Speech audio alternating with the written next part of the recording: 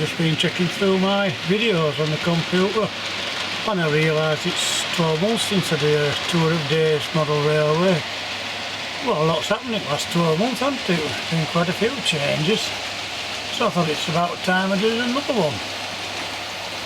Anyway, I'll take the camera off the tripod here. I'll put the tripod underneath as well, and we'll go underneath and take a tour around and see what changes have been during the last 12 months. As I said, you know, there's been quite a few. So yeah, we're putting an extra 2 sidings. Well, they're not sidings, but they're just for the locos for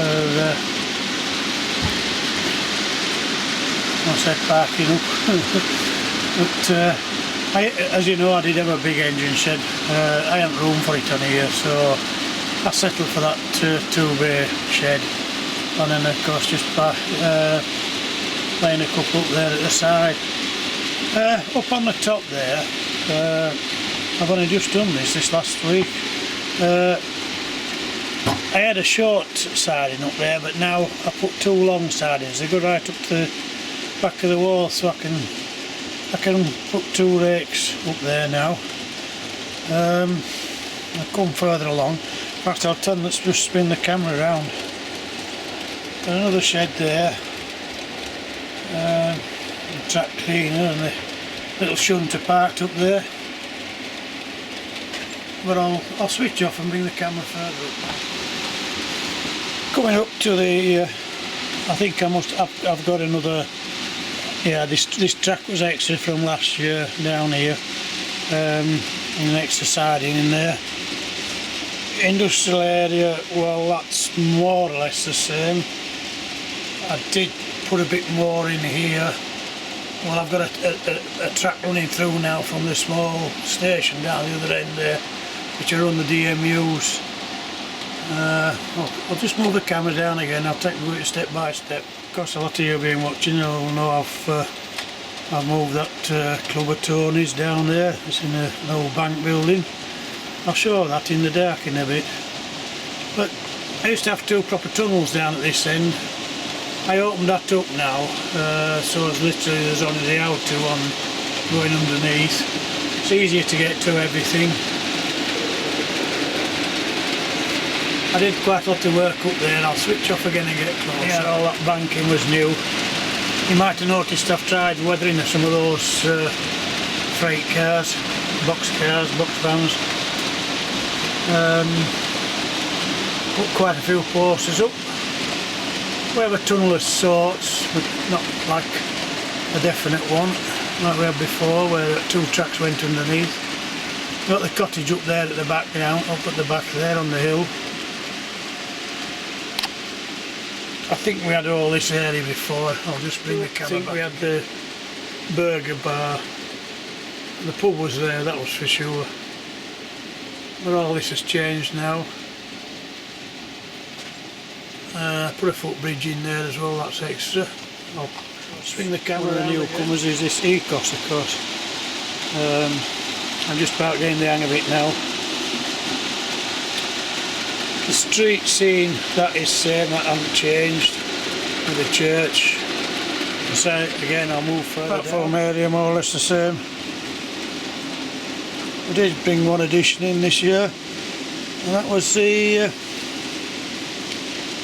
signal box there, which is a replica of the real one I put at Gromont on the North Yorkshire Moors Railway.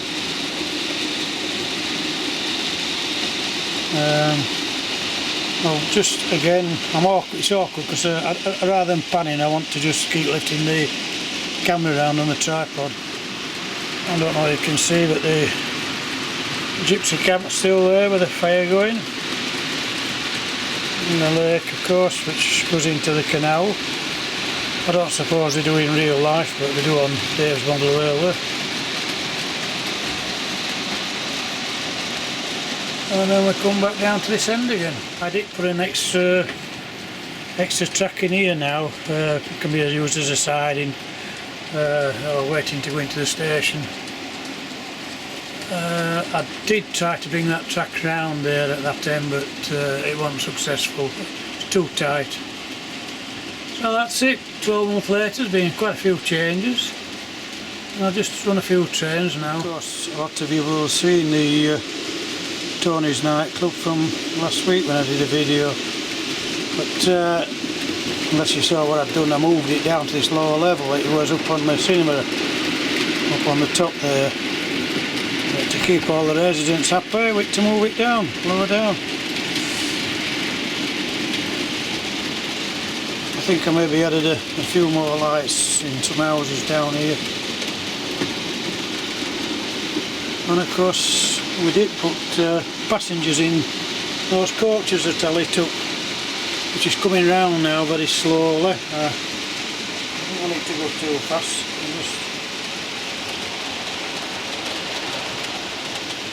Maybe get the effect then from the passengers seated in the lit up coaches. I'll just bring the... I don't want to come down too far, because you don't get the lit up effect because the lights are at the back. You can just see the passengers in there. Have some more of these coming again. I ordered another lot, got them last week, and when I opened up I realised that they're old gauge. I made a silly mistake, so I've reordered again for some more 00. And you get them on eBay, come from China. Anyway, that's it. We'll just run a few little trains now. You may notice what I've done with that Class 57. It's got the coal logo on it. I was going to have it painted, but it's a problem. So I'll just put a sticker over, the Union Jack sticker. I did get some of those British Rail logos like that one, transfers. But I don't know if any of you have tried transferring them. It's a hell of a job. I wrecked it, to be honest. The one thing here might be a useful tip. You know, we were on about the couplings can cause problems. These Shell tankers have got the old Hornby coupling, the big one, they're like riveted on. Well, I did that Class 56 didn't like them. So what I've done, I've cut it off completely, put a bit of plastic card there where the old coupling was, and glued one of the small couplings on, and it's working perfectly well now. So I say it's that 56. I say if I put a big coupling on the back of that, and it with these old Hornby ones, it just throws them on a points, you know, on a bend or points. But this has cured it. I'm quite pleased with that actually.